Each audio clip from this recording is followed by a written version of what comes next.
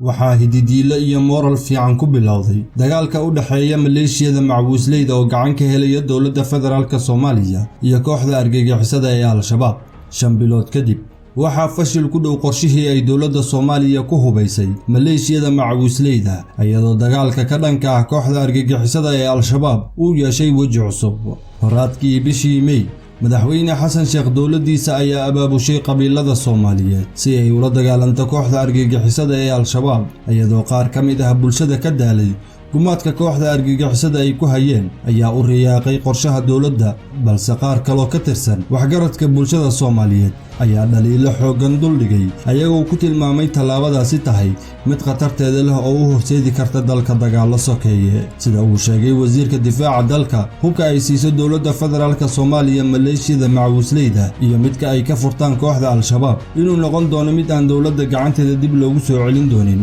qorshahaasi ayaa dadka qaar u arkeen inuu ku dhammaan doono cawaaqib xumo dadka fakarka qabay waxaa ka mid ah Professor Cabdi Ismaaciil Samatar maruu waraysi siiyay Universal TV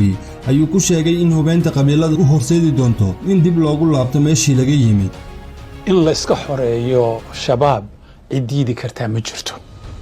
Soomaad garan waxaynu ka doodanaa waxa weeyaan habkii la isaga xoreyn lahaa markaas su'aasha dadka Soomaalidu isweydiinayaan waxay tahay tani miyay ka duwanaan kartaa tii hore oo kolba haddii reer la hubeynayo reerihiina weli hayna siyaasadii ku heshiin oo maanta gobolladii ay kala fadhiyaan ma mar labaad ayaynu jarkii ka dhici doonaa oo waxayna sugaya 30 sannadood oo dambe haddii shabaab laga adkaado inaynu inaku iswada cunno sidii siyaad barre markaynu ka adkaanay la iswada cunay ilaan xamar burburkeedu siyaad barre muu keenin maalintu ka baxay xamar oo dhani inteeda badani saani bay u taagnayd xafiisyadii way jireen haddii maalintii heshiis la ahaan lahaa xamarna waa la badbaadin lahaa de horena Hargeysa iyo Burcad mabuu gaari kareen marka waxaad arkaysaa maanta waxa weeyaan astaamihii hore oo kale oo waxba laga baran ayaa lagu sii jeedaa hadhow maxaa lagu heshiin doonaa weeyaan haddii laga adkaado shabaab mise inaka is cuni doona marka aniga su'aashaasi waa mid adag oo taagan weeye nasiib daro 5 bilood kadib waxaa soo ifbaxaya khilaaf dhanka hoggaanka kaasoo u dhaxeeya saraakiisha ciidanka xoogga dalka iyo kuwa macbuusleyda waxaa sidoo kale jira warar sheegaya in khilaaf uu soo kala dhaxgalay hoggaanka sare ee Hirshabeelle Cali Guudlaawe iyo Cali Jeete Cusmaan taasoo keentay Cali Jeete in looga yeero filla Soomaaliya magaalada Wabxo waxaa dib uga laabtay ciidanka xoogga dalka iyo maleeshiyada macbuusleyda taasoo keentay in kooxda Al-Shabaab ay dib u qabsadaan magaalada Wabxo ciidamada macbuusleyda ayaa ku eedeeyay ciidanka xoogga dalka in ay uga baxeen dagaalka iyadoo la wada ogyahay in ciidanka danab ay yihiin ciidan ku dhufo oo ka dhaqaaq ah iyadoon tacticada dagaalkooda ku jirin inay sii haystaan magaalooyinka ay ka saareen kooxda Al-Shabaab dagaalka ka dhanka ah kooxda argagixisada ee Al-Shabaab ayaa u eg mid ah ijiid aan ku jiide iyadoo magaaladii laga saaraa kooxda argagixisada ee Al-Shabaab ay dib u qabsadaan taasoo ku tusaysa inay jirto qorshe xumo ama hoggaan la'aan taa waxaa dheer hubkii ay dowladda federaalka Soomaaliya siisay qabiilada ayaa hadda isku isticmaalaya ayaga dhaxdooda dhawaan waxaa ku dagaalamay magaalada Cadal ee gobolka Shabeellada Dhexe laba laf oo ka tirsan beesha Abgaal kuwaasoo ka mid ah ciidankii macbuusleyda ee loo hubeeyay inay Al-Shabaab kula dagaalamaan deegaanada gobolka Shabeellada Dhexe sida ay dadka ku deegaanka ku soo waramayaan dagaalka ayaa geystay khasaaro dhimasho iyo dhaawac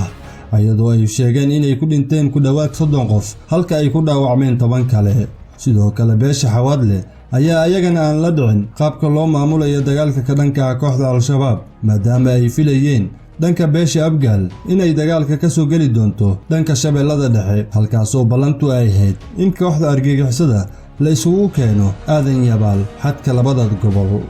sidoo kale Galmudug warar aan la hubin ayaa sheegayo in beesha Duduble ay ka biyo diiday inay ka barbar dagaalanto beesha Xaaji Salaabaan ayagoo horey u dhaxtaalay colaad siyaasiyiinta taageerada siyaasadda dowladda federaalka Soomaaliya ayaa isla dhaxmaray warar aan sal lahayn ayagoo isla markaana isku dayaya in ay eedda ka leexiyaan dowladda federaalka Soomaaliya fashilkeeda ku aadan hubeynta qabiilada madaxweynihii hore ee dowlad goboleedka Hirshabeelle Maxamed Cabdi Waare ayaa bartiisa Twitterka ku soo qoray kadib ka bixitaankii ciidanka xoogga dalka magaalada Wabxo iyo dagaaladii ka dhacay magaalada Cadal way caddahay in koox qarsoon ay ka dambeeyeen qalalaaseynta dagaalada ka dhanka ah kooxda khawaarijta ee Al-Shabaab kuwaasoo dalka iyo dibadda jooga waxaa wax laga xumaada ah arrintani waa sir aan qarsanayn waxaa la joogaa xilligii la iska qaban lahaa kooxdaasi maadaama qorshahoodu dhicisoobay villa Soomaaliya ayaa bilowday barbaganda ay isaga leexinayso eedeymaha shacabka ayagoo isla markaana dusha ka saaray koox ay ugu yeereen kooxaha qarsoon waxaa sidoo kale ay ku eedeeyeen madaxweyne Farmaajo inuu lug ku leeyahay qorshahooda dhicisoobay taasoo la yaab ku noqotay dadka u dhuundoloola siyaasadda Soomaaliya.